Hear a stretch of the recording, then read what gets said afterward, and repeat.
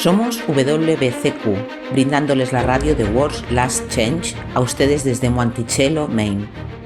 El anhelo de todo cristiano durante los últimos 2000 años ha sido ver al Salvador regresar y establecer un reino eterno en la tierra. Los acontecimientos en el mundo revelan que esto sucederá muy pronto. Siga escuchando para aprender cómo puede prepararse espiritualmente para los eventos finales de la tierra. Radio WLC está preparando a un pueblo para la vida en el reino terrenal de Yahuwah, que se establecerá en el inminente regreso de Yahushua Cristo. Él mandará a sus ángeles con una gran trompeta, para que reúnan a sus escogidos de los cuatro vientos, desde un extremo de los cielos hasta el otro. Mateo 23:31. ¿Te han engañado? ¿Crees que sabes la verdad, pero en realidad te han engañado para que aceptes una mentira? Hola, soy Luis García y hoy vamos a revelar algunas verdades que pueden ser incómodas de escuchar, pero debes escucharlas de todos modos. Los eruditos de la Biblia ciertamente saben la verdad, pero la gran mayoría de los cristianos todavía se aferran ignorantemente a viejos errores. Hola, soy Pedro Merino. Mucha gente desdeña mucho las teorías de conspiración. Bueno, debes admitir que algunas de las últimas teorías de conspiración son bastante locas. A menudo no hay evidencia alguna. Basta con un tipo en YouTube que salga hablando con mucha convicción, pero tienen seguidores. La gente les cree y les envían dinero a pesar de que no ofrecen evidencia empírica alguna. Bueno, hay una razón para eso. ¿Y qué sería eso? Tengo una cita aquí que lo dice perfectamente. En la gran mentira siempre hay una cierta fuerza de credibilidad, porque las amplias masas caen más fácilmente víctimas de la gran mentira, ya que ellos mismos a menudo dicen mentiras pequeñas en asuntos pequeños, pero se avergonzarían de recurrir a falsedades a gran escala. Nunca se les pasaría por la cabeza fabricar falsedades colosales, y no creerían que otros pudieran tener el descaro de distorsionar la verdad de manera tan infame. Aunque los hechos prueban que esto es así, todavía durarán y vacilarán y seguirán pensando que puede haber alguna otra explicación, porque la mentira groseramente y descarada siempre deja huellas tras de sí, incluso después de haber sido clavada.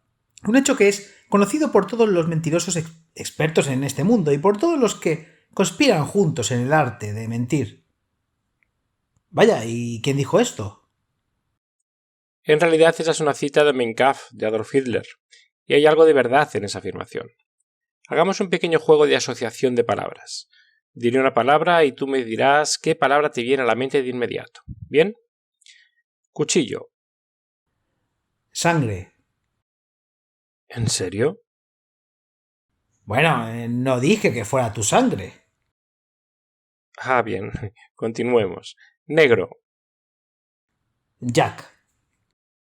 No es solo un asesino, sino también un jugador. Me preocupas, Luis.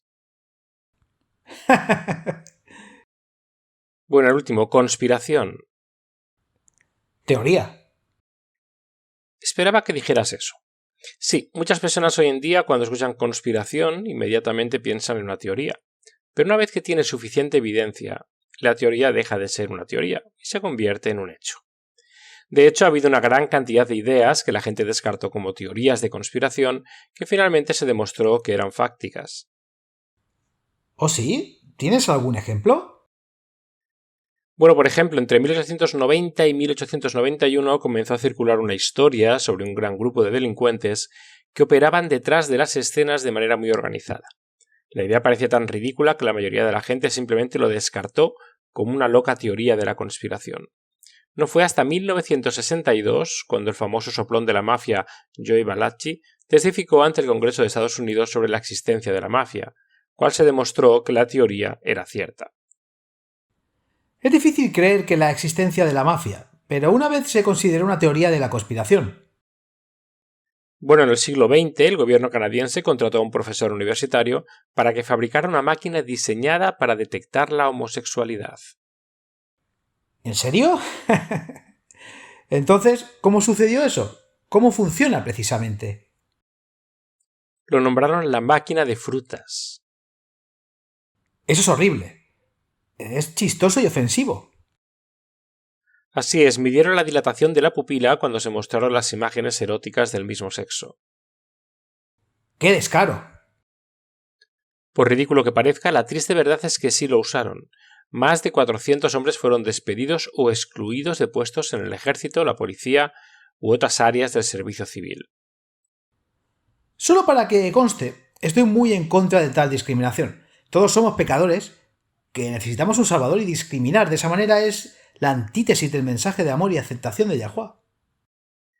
Sin mencionar todos esos pasajes del Nuevo Testamento que se usan para justificar la discriminación contra los homosexuales. En el griego original lo que se denuncia es la pedofilia, no la homosexualidad. Pero veamos lo que nos dice Juan 8:7. El que de vosotros esté sin pecado, que tire la primera piedra. El punto que quiero señalar es que simplemente porque una nueva idea suena loca no significa que lo sea.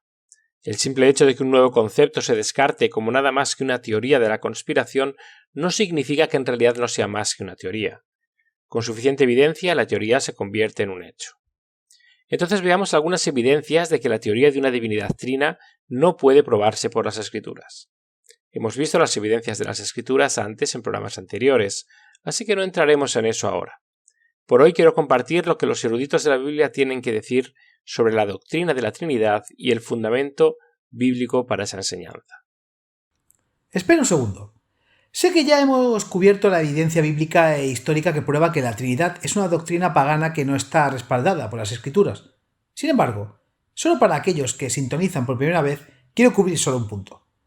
Cuando se me presentó por primera vez la idea de que la doctrina de la Trinidad no es bíblica, seré honesto. Inicialmente lo descarté. Después de todo, la Biblia menciona un Espíritu Santo, ¿verdad? Además, 1 Juan 5, versículos 7 al 8 dice: porque tres son los que dan testimonio en el cielo, el Padre, el Verbo y el Espíritu Santo, y estos tres son uno. Y tres son los que dan testimonio en la tierra, el Espíritu, el agua y la sangre, y estos tres concuerdan como uno. ¿Cómo puedes leer eso y decir que no hay Trinidad? ¿Y qué te convenció? Aprendí que esos versos se agregaron en el siglo XI. No aparecen en las copias más antiguas de 1 Juan. Ese pasaje no pertenece a la Biblia. Fue añadido 1000 años después de Cristo. Entonces, solo quiero señalarles a nuestros oyentes primerizos que hay mucho sobre este tema que se nos ha ocultado. Simplemente porque suene mal, no significa que esté mal. Escuche con mente abierta y luego estudie por sí mismo, orando y a solas. Es cierto. Aquí al final hay muchos vientos de doctrina soplando. Es importante que nunca rechacemos una idea solo porque es nueva o suena mal. Tenemos que ser bereanos y estudiar la verdad por nosotros mismos.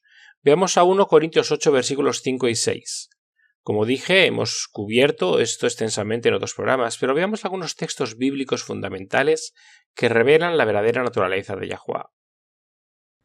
Dice: porque aun si hay los llamados dioses, ya sea en el cielo o en la tierra, para nosotros hay un solo Dios, el Padre, de quien son todas las cosas.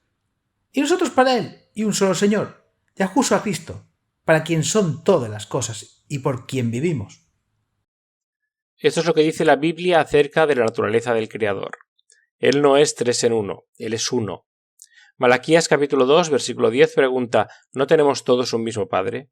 ¿No nos ha creado un solo Dios? Deuteronomio 6, versículo 4: escucha, oh Israel, el Señor nuestro Dios, el Señor uno es. Y por supuesto, el Señor aquí es Yahweh. La lectura marginal dice: Yahweh es nuestro Dios. Solo Yahweh el único. No es un grupo, una trinidad o tres fases. Es un Dios, el mismo ayer, hoy y siempre. Después del concilio de Nicea en el siglo IV, la corriente principal del cristianismo rechazó sus raíces monoteístas.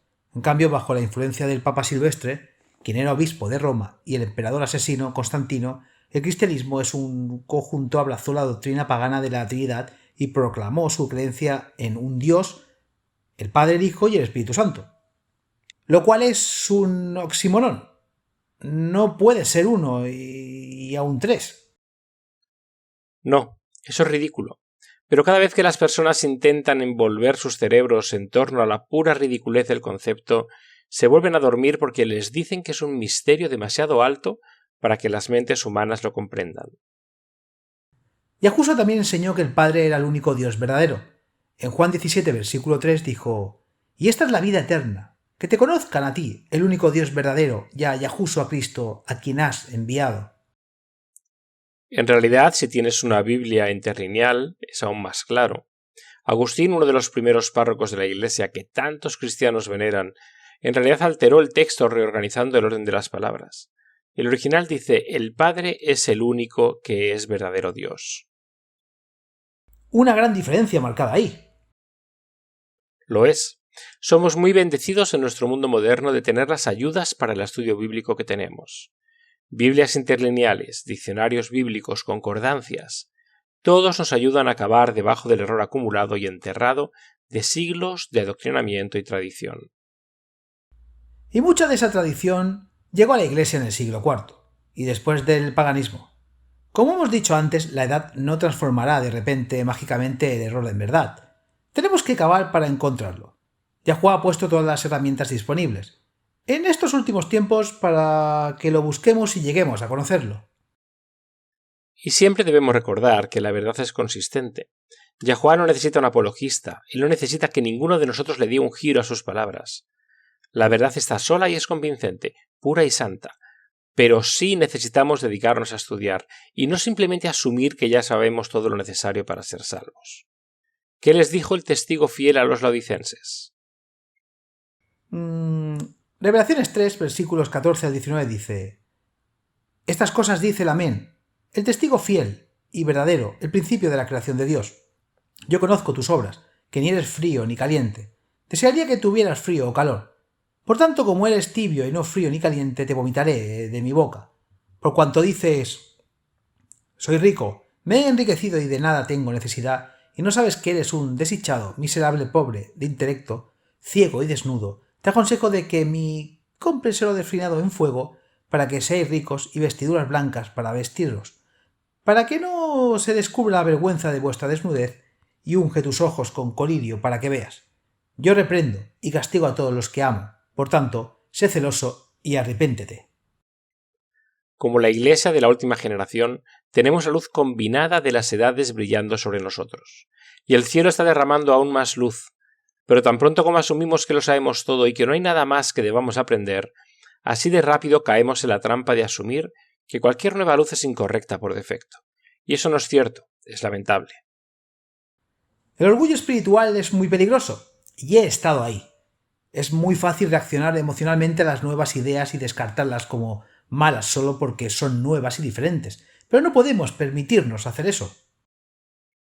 También es importante que cuando estudiemos las Escrituras dejemos de lado todas nuestras ideas preconcebidas y leamos la Biblia tal como está escrita. Por ejemplo, un trinitario, leyendo con anteojos trinitarios, va a ver la Trinidad en todo el Nuevo Testamento. Tome la palabra teos, o Dios, como se traduce al español. Claramente se refiere a Yahuwah unas 1300 veces en el Nuevo Testamento. 1300 veces la palabra Dios se refiere a Yahuwah, el Padre. Nuestras ideas preconcebidas realmente sesgan nuestras interpretaciones, ¿no es así? Sin embargo, a lo largo de las Escrituras, Yahuwah, un Dios, nuestro Creador, se describe consistentemente como una entidad divina singular. Cuando habla de sí mismo, usa pronombres personales singulares: yo, mí, mío, yo mismo, etc. El único indicio de pluralidad que obtienes en toda la Biblia está en el uso del plural Elohim en el Antiguo Testamento, cuando se refiere a Yahuwah. Elohim es la forma plural de Eloah, que significa Dios o poderoso. ¿No habías dicho una vez que es solo un recurso literario? En hebreo, elevaban a un rey, magistrado o a algún individuo elevado, refiriéndose a él en el plural. Exacto. Pero nunca en el Antiguo Testamento Eloah describe un trino Dios Padre, Dios Hijo y Dios el Espíritu Santo. Los eruditos modernos saben muy bien que la doctrina de la Trinidad no se puede probar con las Escrituras, que se produjo siglos después de que se escribiera la Biblia. Vamos a tomar un breve descanso y cuando volvamos entremos en eso. Volveremos enseguida.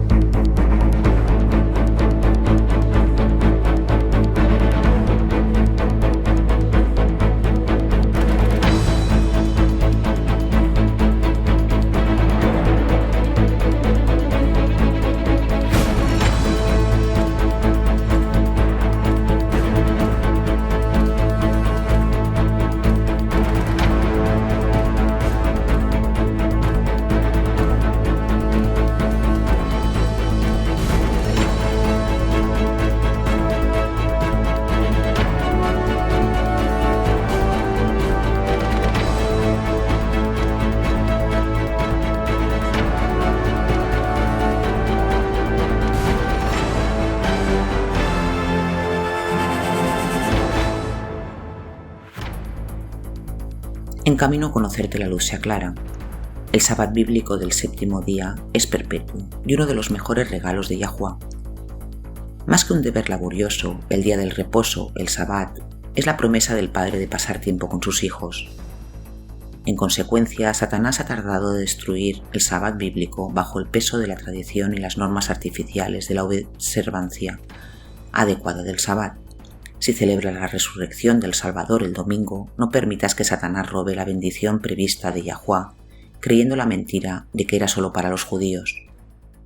Si adora el sábado del séptimo día del calendario gregoriano, no permita que Satanás le robe la bendición de su día de reposo, sobrecargando su observación con la tradición y los requisitos farisaicos. Las Escrituras revelan el secreto de cómo obtener una verdadera bendición del día del reposo. Si desea saber cómo la Biblia define la verdadera observancia del Sabbat bíblico, vaya a la página web de WLC y busque los artículos y vídeos en la página acerca del calendario del Creador y calendario bíblico. Tu observancia del Sabbat nunca volverá a ser la misma. Estabas diciendo que los principales eruditos de la Biblia saben la verdad sobre la Trinidad. Así es. ¿Sabes quién fue el cardenal John Henry Newman? Sí, ¿no era el sacerdote anglicano que se convirtió al catolicismo y luego se convirtió en cardenal? Sí, fue un teólogo inglés del siglo XIX. ¿No era el parte de tal llamado movimiento de Oxford para devolver el ritual y la liturgia católica a la Iglesia de Inglaterra? Una especie de regreso a lo que habían creído y practicado antes de la Reforma inglesa. De hecho, fue uno de los líderes más destacados, un hombre muy bien educado. En 1895 publicó un libro llamado Selecciones del Tratado con los Arianos de Anastasio en la controversia. Ahora recuerden que una gran parte de esa controversia fue la naturaleza de Cristo. Los arianos no eran trinitarios, por lo que defendían la presentación bíblica de Yahuwah como una entidad, no tres en uno. En la página 515 de sus selectos tratados, Newman admitió que lo más cerca que alguien puede llegar a explicar o poner la Trinidad en palabras es decir que una cosa son dos cosas. ¿Cómo? Repíteme eso. Es confuso, ¿no? Dijo que la mejor forma o más cercana de articular la idea de una divinidad trina es decir que una cosa son dos cosas. Eso ni siquiera tiene sentido. No, realmente no es así. Y sin embargo, eso es lo que dicen los cristianos cuando afirman ser monoteístas, mientras afirman adorar a una divinidad tres en uno. Veamos lo que han dicho otros eruditos. John Hay fue un clérigo inglés. En 1780 se convirtió en el primer profesor norrisiano de teología en la Universidad de Cambridge. ¿Qué dijo? Bueno, esta cita es del volumen 2 de sus lecturas en la divinidad. Dice: podría tender a promover la moderación y al final al acuerdo, si fuéramos laboriosamente en todas las ocasiones para representar nuestra propia doctrina de la Trinidad como totalmente ininteligible. Es profesor de teología y admite que la doctrina de la Trinidad es completamente ininteligible, increíble. La verdadera pregunta es ¿por qué esta creencia ha persistido cuando hay tanta evidencia en contra? Recuerdo que durante la mayor parte de mi vida vi a los testigos de Jehová como herejes, precisamente porque no creen en una divinidad trina. Ahora bien, no digo que tengan toda la verdad, pero tienen razón en ese sentido, y la mayor parte de la cristiandad los descarta como una secta precisamente por esa creencia. Bien, ¿quién es el próximo? El siguiente es el Dr. Martin Werber. Oh, escucha esto. El subtítulo es muy revelador. El título es La formación de la doctrina cristiana y el subtítulo es un estudio histórico de su problema. Eso es bastante revelador. ¿Qué dice? La página 241 dice: la Iglesia se encontró en un dilema tan pronto como trató de armonizar la doctrina de la deidad de Jesús y la deidad del Padre con el monoteísmo, porque según los testigos del Nuevo Testamento, en la enseñanza de Jesús relativa el monoteísmo del Antiguo Testamento y el judaísmo. No había habido ningún elemento de cambio alguno. Marcos 12:29 registró la confirmación por el mismo Jesús sin ninguna reserva de la suprema confesión de fe monoteísta de la religión israelita en su forma completa, el medio por el cual la Iglesia buscó demostrar acuerdo de su dogma de la deidad del Padre y del Hijo con el monoteísmo. Permaneció seriamente incierto y contradictorio. Esa es una gran denuncia. está declarando explícitamente que tratar de afirmar que tanto el Padre como el Hijo son divinos contradice la definición misma del monoteísmo. Él dice que Yahushua mismo en Marcos 12:28 confirma el monoteísmo puro. Dice: entonces vino uno de los escribas y oyéndolos discutir entre sí, viendo que les había respondido bien, le preguntó: ¿cuál es el primer mandamiento de todos? Yahushua le respondió: el primero de todos los mandamientos es: oye, oh Israel, el Señor nuestro Dios, el Señor uno es. Esto es monoteísmo puro. El Señor Yahuwá, nuestro Dios, es uno. Él lo citó en Deuteronomio 6. Ahora, si el Salvador fuera divino, este habría sido el lugar perfecto para enseñar ese concepto, pero no lo hizo. En cambio, citó los escritos de Moisés para afirmar que solo hay un Dios, y ese es Yahuwá. Para ser justos, eso es todo lo que puedo citar. No hay pasajes del Antiguo Testamento que enseñen una divinidad trina más de lo que hay en el Nuevo Testamento. Los trinitarios se deslizan más allá de la primera parte y se enfocan en la parte que dice que hay un Señor, Yahushua. Pero Señor y Dios no son las mismas palabras. No podemos pasar por alto esa primera parte que dice claramente hay un solo Dios, el Padre. Básicamente la falla en la lógica proviene del hecho de que los trinitarios están tratando de tomar el uso del título Señor cuando se refieren a Yahushua y afirman que eso lo hace divino. Así es. Yahushua es Señor, pero Él no es divino. Cuando los ángeles anunciaron el nacimiento de Cristo a los pastores del rebaño, dijeron: porque os ha nacido hoy en la ciudad de David un Salvador, que es... ¿qué? Cristo el Señor, en Lucas 2:11. Claro, así que Yahushua es el único Cristo el Señor, pero Él no es el único Señor Dios. Solo Yahuwá es divino. Solo el Padre es el único Señor Dios. ¿Cuál es la siguiente declaración? Esto es del volumen 1 del Diccionario de Cristo y el Evangelio. La página 807 dice: para los hombres del Nuevo Testamento, Dios era el Dios del Antiguo Testamento. El Dios vivo, una persona muy amorosa, vigorizante, que buscaba el cumplimiento de un propósito eterno de misericordia, la satisfacción de su propia naturaleza amorosa. El monoteísmo del Antiguo Testamento nunca fue abstracto porque el Dios del Antiguo Testamento nunca fue un concepto, ni una sustancia, ni una mera esencia, sino siempre una persona. Este es un punto importante. ¿Quién era el Dios del Antiguo Testamento? Yahuwá. Así es. En el Antiguo Testamento no se enseñaba Dios Padre, Dios Hijo y Dios Espíritu Santo. Solo estaba Yahuwá, el Señor de los ejércitos. ¿Y qué dice Malaquías 3:6 acerca del Dios del Antiguo Testamento? Porque yo soy Yahuwá, no cambio. Entonces el Dios del Antiguo Testamento es el mismo que el Dios del Nuevo Testamento porque tenemos de sus propios labios que Él no cambia. Eso es verdad. Y no solo Yahuwá mismo, sino su naturaleza. Si Él no cambia, entonces, ¿por qué deberíamos esperar que Él se transforme entre el Antiguo Testamento y el Nuevo? Una vez más, ¿por qué los cristianos se aterran a esa creencia pagana obsoleta? Debería ir al basurero de la historia junto con otros errores. Murray Harris es profesor teológico de la exégesis del Nuevo Testamento. Enseña en la Escuela Evangélica de la Divinidad de la Trinidad, en Dufferfield, Illinois, en Estados Unidos. Ahora lo interesante de Harris es que él es un trinitario. Él enseña y sin embargo también es consciente del problema de esta doctrina. Leamos la siguiente cita. Se encuentra en una nota de la página, en la página 47 de su libro titulado Jesús como Dios. No parece ilegítimo plantear una pregunta como esta. ¿A quién se refería el autor de Hebreos 1:1 cuando dijo: en muchas ocasiones y de diversas maneras habló Dios en el pasado a nuestros antepasados por medio de los profetas?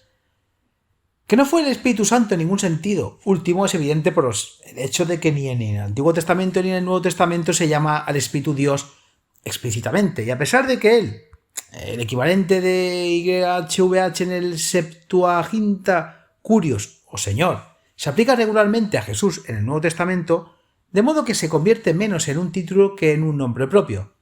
No es posible que Theos, Dios, en Hebreo 1:1, denota a Jesucristo porque la misma oración en griego contiene una cita: el Dios que habló, en estos últimos días nos ha hablado en un hijo. Dado que el autor está enfatizando la continuidad de las dos fases del curso divino, habiendo Dios hablado, después habló. Esta referencia a un hijo muestra que o Theos o Dios se entendía como Dios Padre. De manera similar, la diferenciación hecha entre Theos o Dios, como el que había en ambas épocas, Antiguo Testamento y Nuevo Testamento, e Hijo como Su medio final de hablar muestra que en el mente del autor no era el Dios triuno de teología cristiana que habló a los antepasados por medio de los profetas.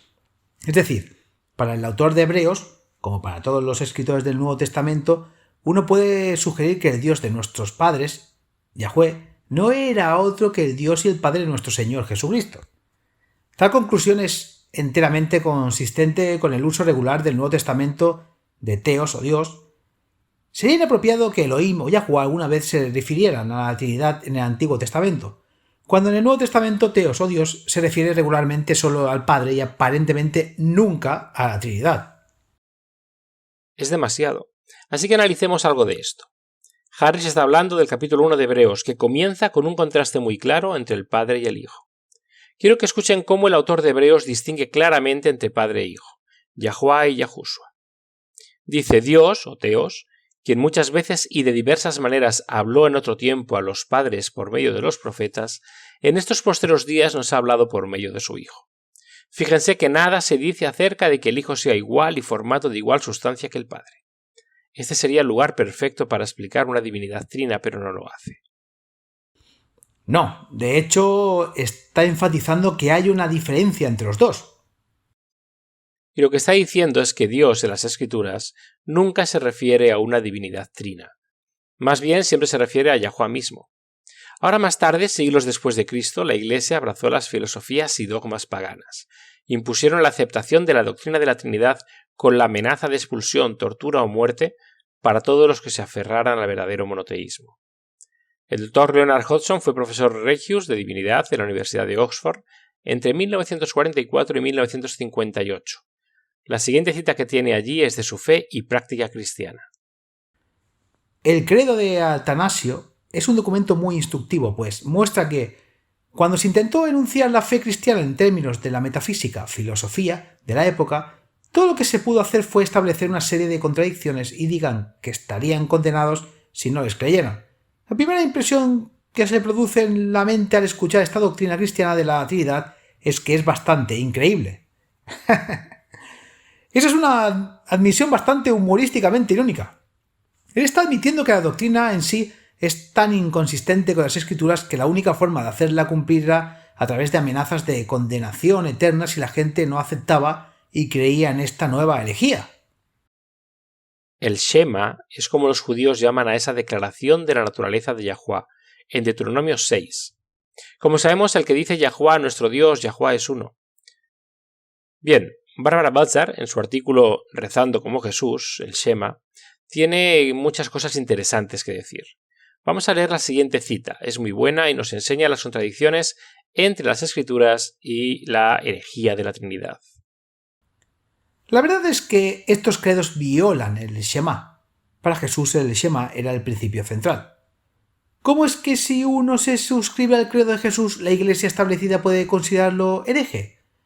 ¿Cómo es que hemos descuidado, anulado, cancelado el mayor mandamiento de todos? El Señor nuestro Dios es el único Señor. Deute 6.4, Marco 12.29.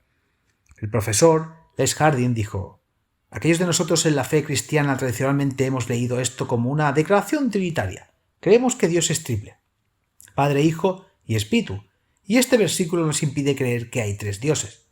Sin embargo, en contexto, eso no tiene mucho sentido, y esta es la controversia teológica sobre la cual se han derramado barriles de tinta de impresora.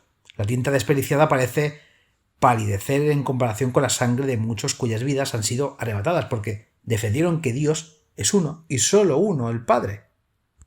Hardin tiene razón al cuestionar qué sentido tiene decir que Dios es de tres formas. Almas valientes a lo largo de los siglos han tenido el coraje de cuestionar esta lógica. Algunos vivieron para escribir sobre ello. ¿Estamos diciendo que el maestro lógico, aquel de quien emana toda inteligencia, en realidad valida una teoría ininteligible acerca de quién es él?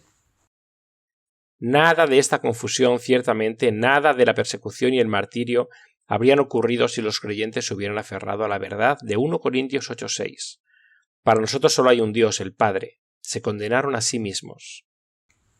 O si la Iglesia hubiera recordado las palabras de Yahushua en Marcos 12, versículos 29, el Señor nuestro Dios, el Señor uno es. Un señor significa un dios, una persona, una entidad. No tres en uno, simplemente uno.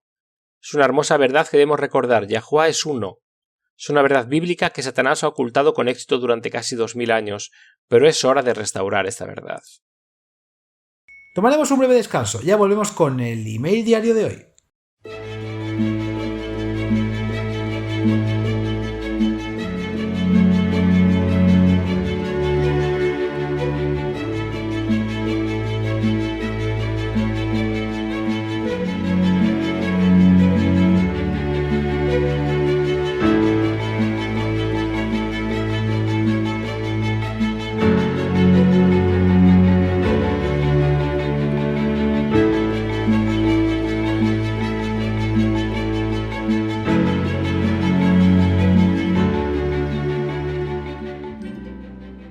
Nutrición para la mente y conciencia.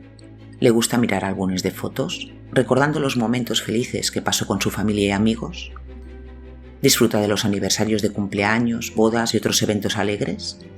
La mayoría de la gente lo hace. Recordar eventos divertidos y alegres puede traer de vuelta las mismas emociones que se sintieron en el momento en que crearon los recuerdos. Yahuwah entiende la necesidad humana de reunirse con amigos y familiares, recordar reuniones pasadas y crear nuevos recuerdos.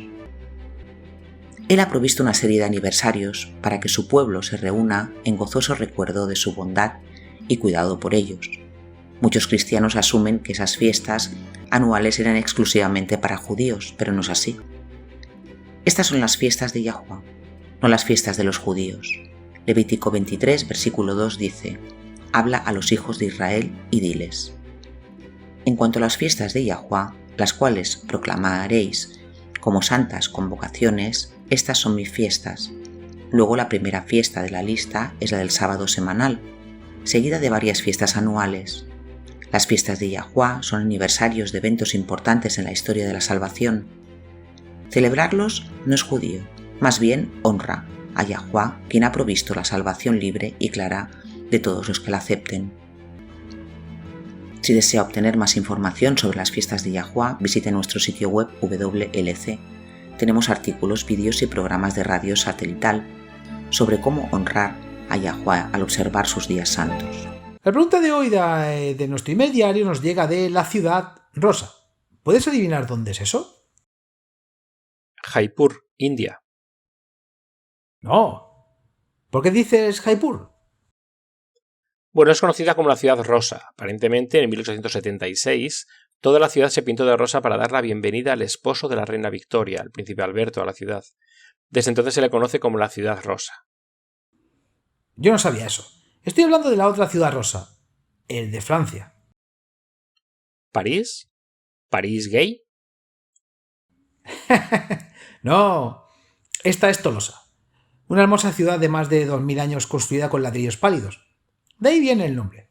Y Ana Lea de Tolosa escribe: recientemente descubrí sus transmisiones y las he estado escuchando.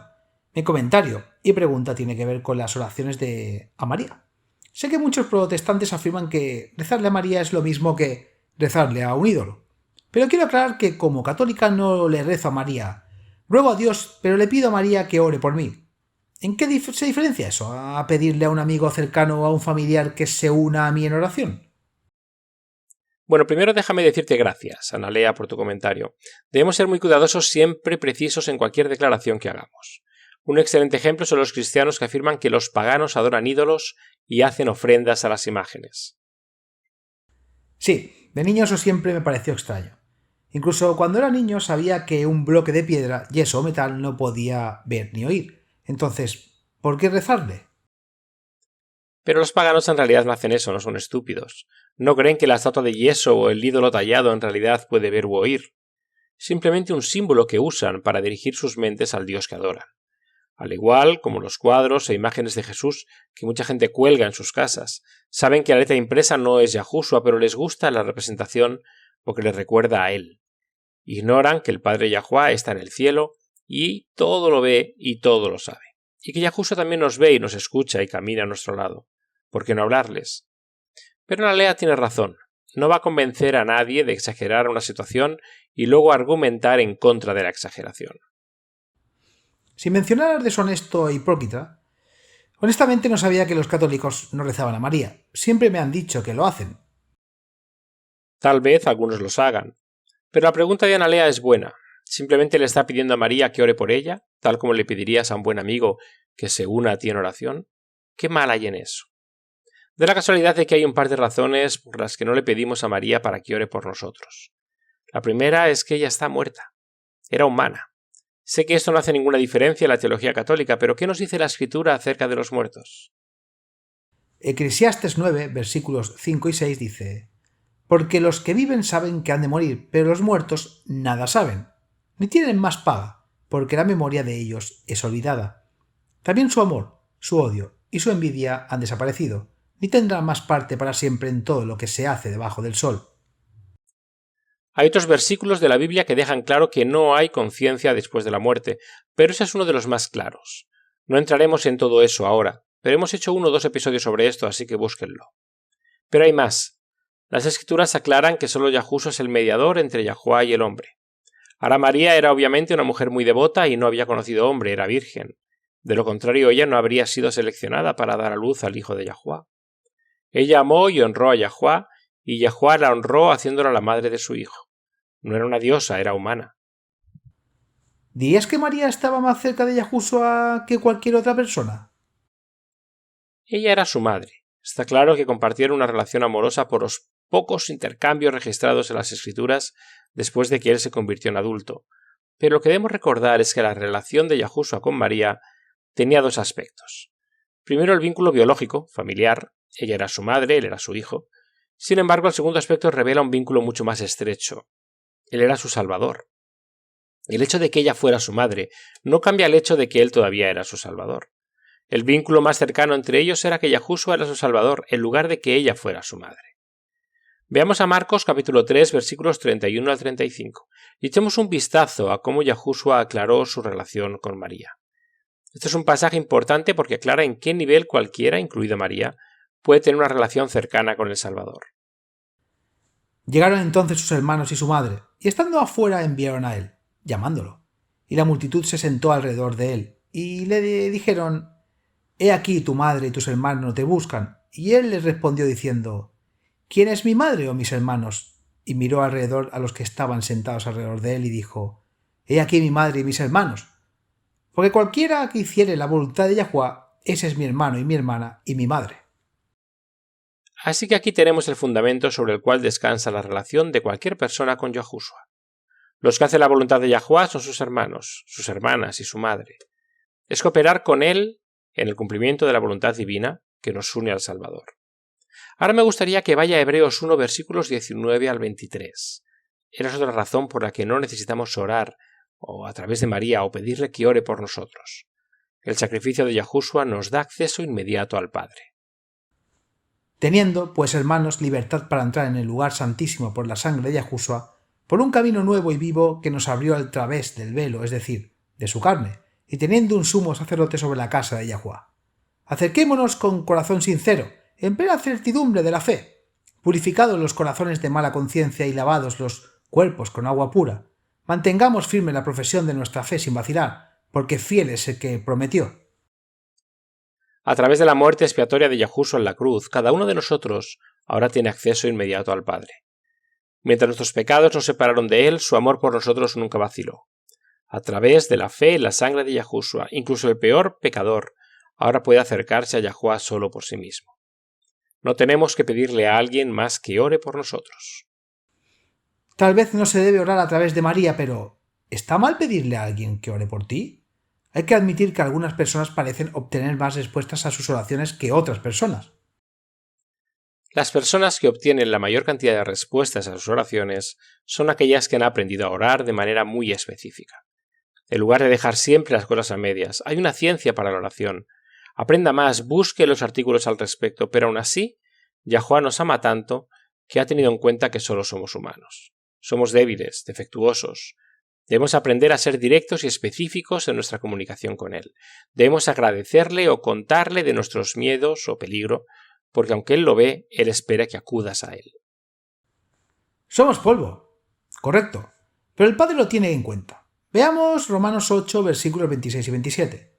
Me encanta todo este capítulo, pero estos 2 versículos en particular son especialmente alentadores. Dice: así también el Espíritu nos ayuda en nuestras debilidades, porque que hemos de pedir como conviene, no lo sabemos, pero el Espíritu mismo intercede por nosotros con gemidos indecibles. Ahora bien, el que escudriña los corazones sabe cuál es la mente del Espíritu, porque él intercede por los santos conforme a la voluntad de Yahuwá. En otras palabras, Yahuwá mismo nos indica cómo orar de una manera que lo libere para responder a nuestras oraciones. Así es como Él nos ama y está dispuesto a escuchar y responder nuestras oraciones. ¿Es tan alentador? Lo sé, por mí mismo. He sentido que a veces mis oraciones no estaban llegando porque simplemente no estaba diciendo las palabras correctas o rogando lo suficiente. Dijiste que las personas cuyas oraciones son más contestadas han aprendido a orar. Con demasiada frecuencia las personas tienen tanto miedo de pedir algo que no sea la voluntad de Yahuwá, que oran tan ampliamente y hacen solicitudes tan abiertas, que incluso cuando Yahuwá responde no tienen forma de saberlo. Sí, pero vamos, da miedo ir en contra de la voluntad de Yahuwá. ¿Pero no crees que Yahuwá sabe lo que hay en el corazón? Él no va a recompensar la fe de sus hijos dándoles algo que les haga daño. En Mateo 7, versículos 8 al 11, si esto no te da la confianza para orar específicamente, no sé qué lo hará.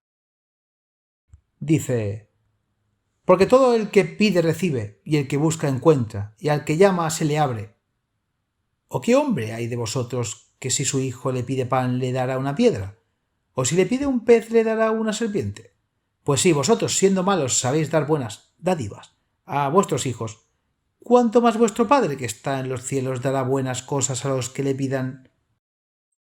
Pídele al Padre lo que necesites. Pídele lo que quieras. Él no es una máquina expendedora gigante en el cielo, pero sí quiere lo mejor para ti y quiere tu felicidad. Él quiere que acudamos a Él con nuestros problemas, nuestros miedos, nuestras luchas y nuestras alegrías y victorias. Él quiere una relación con nosotros individualmente. ¿Quién más puede hacerlo en la tierra? Nadie.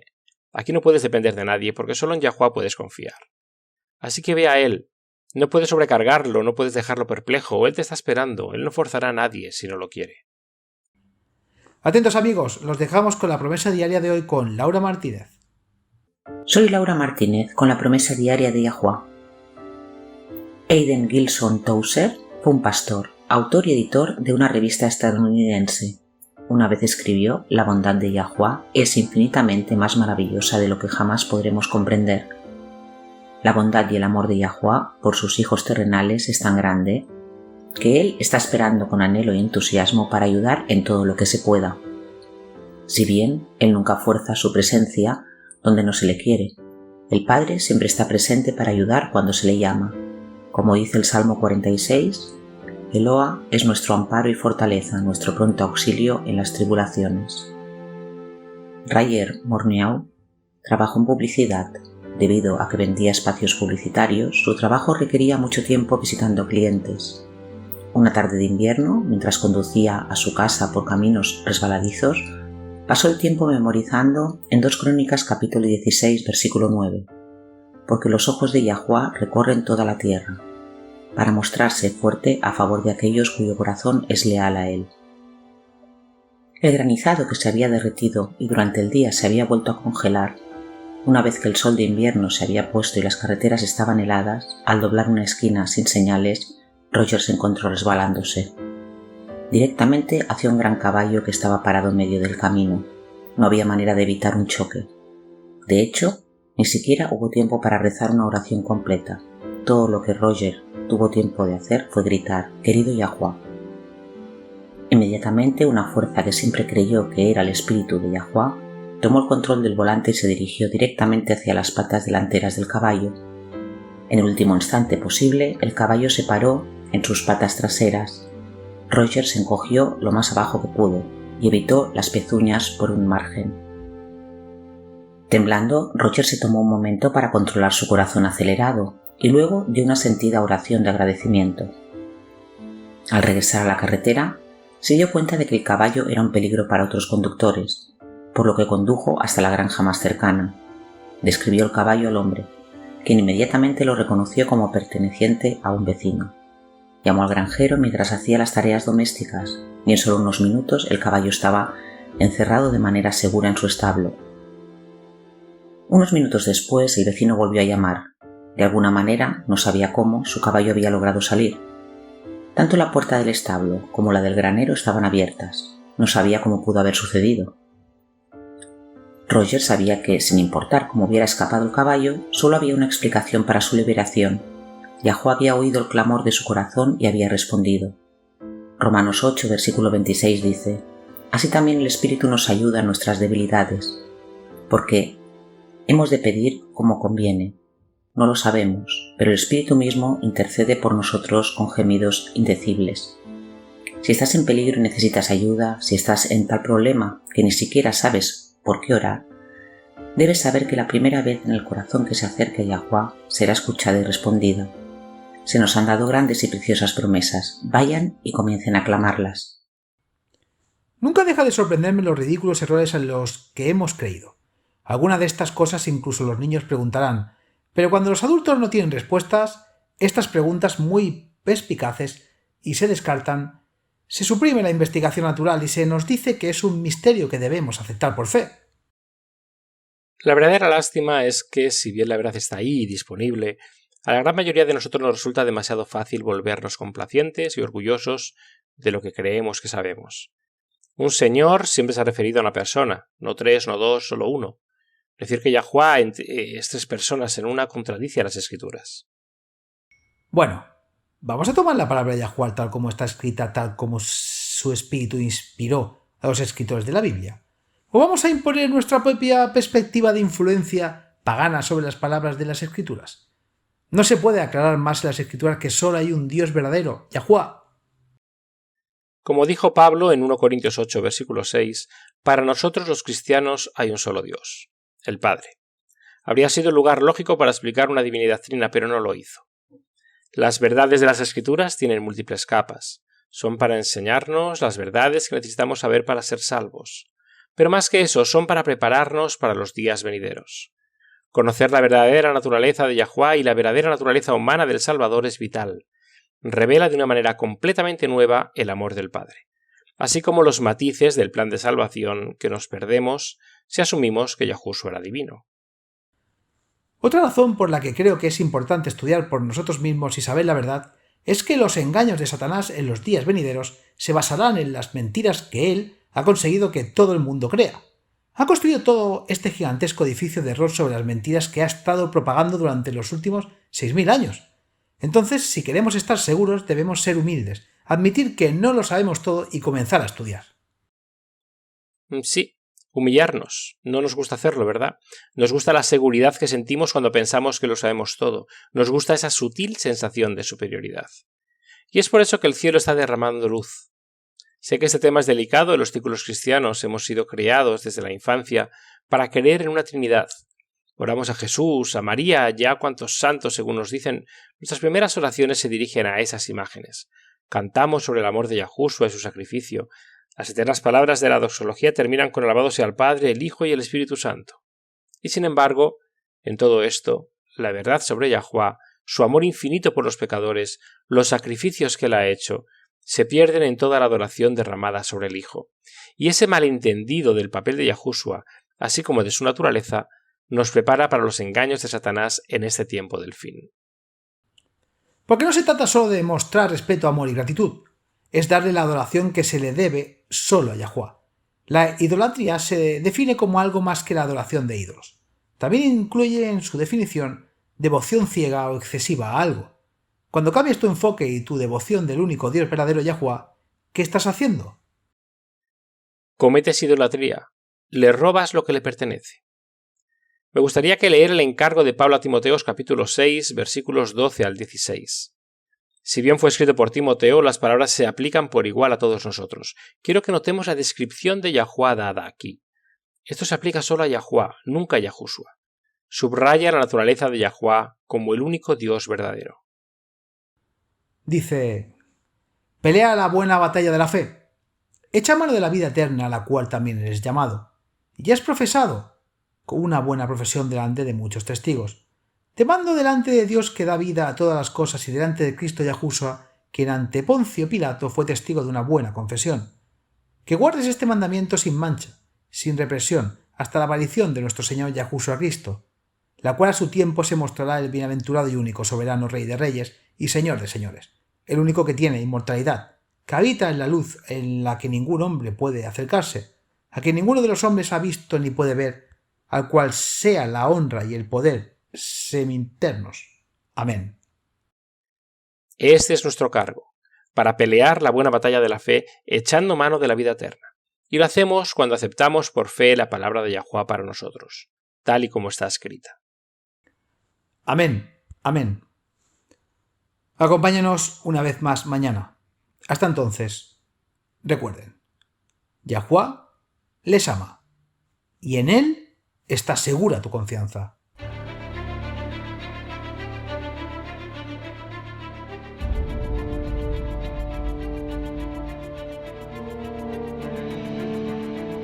Gracias por escuchar este episodio en WLC Radio. Vivimos tiempos muy solemnes. El mundo está al borde del desastre. Pronto tendrán lugar acontecimientos catastróficos que pondrán fin a esta era y marcarán el comienzo de la siguiente.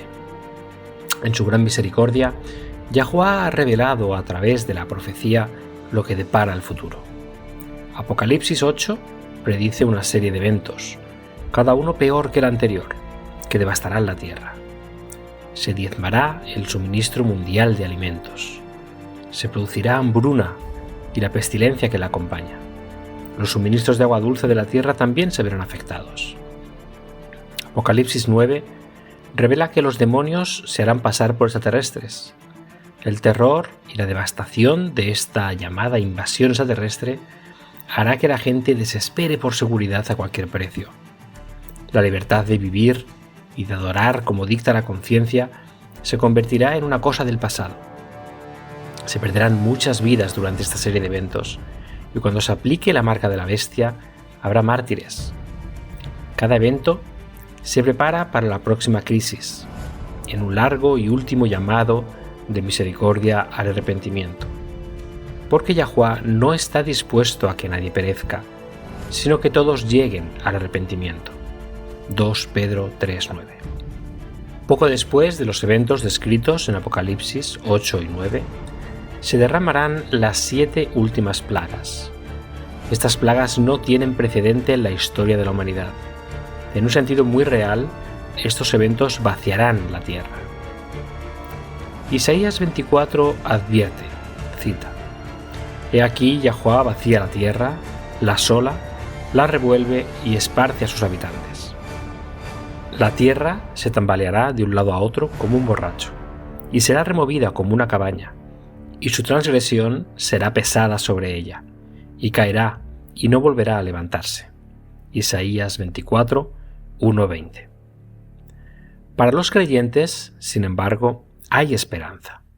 Al describir el final de esta era, Yahushua dijo en Lucas 21, versículo 28, cita: Cuando estas cosas comiencen a suceder, entonces miren hacia arriba y levanten la cabeza, porque tu redención está cerca.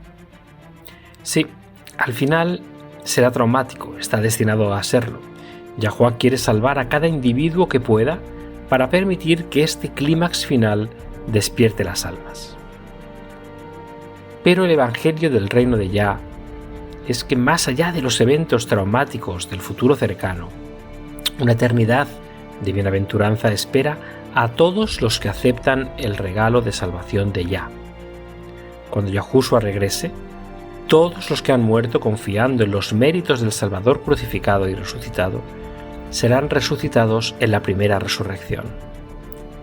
Entonces Yahushua establecerá el reino de Yah en la tierra. Él y los redimidos reinarán juntos sobre la tierra durante los primeros 1000 años de la eternidad. Juan vio un cielo nuevo y una tierra nueva, porque el primer cielo y la primera tierra pasaron. Apocalipsis 21:1. Si deseas unirte a los redimidos de todas las edades, viviendo una vida que se compare con la vida de Yahuwah, haz la elección, acepta la salvación hoy. No tiene que prepararse. La verdad es que no puedes, yo tampoco, nadie puede. Ven a Él tal como eres. No espere hasta que deje de pecar, no mejorará con sus propios esfuerzos. Acepte la invitación de Yahuwah de convertirse en miembro de su reino terrenal eterno. Cuando aceptes esta preciosa invitación, Yahuwah te obsequiará con un corazón completamente nuevo. En Ezequiel 36, versículo 26, Él declara: «Les daré un corazón nuevo y pondré un espíritu nuevo dentro de ustedes. Quitaré el corazón de piedra de su carne y les daré un corazón de carne». Aceptar este regalo invaluable es la única manera de unirse a su reino. Ven a Yahuwah tal como eres. Está esperando con los brazos abiertos, ansioso por recibir a todos los que se acercan a Él.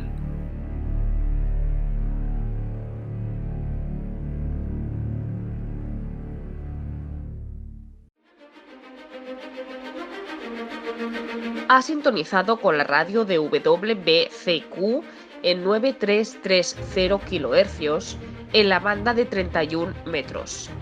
Radio World Last Chance, preparando un pueblo para el pronto retorno del Salvador.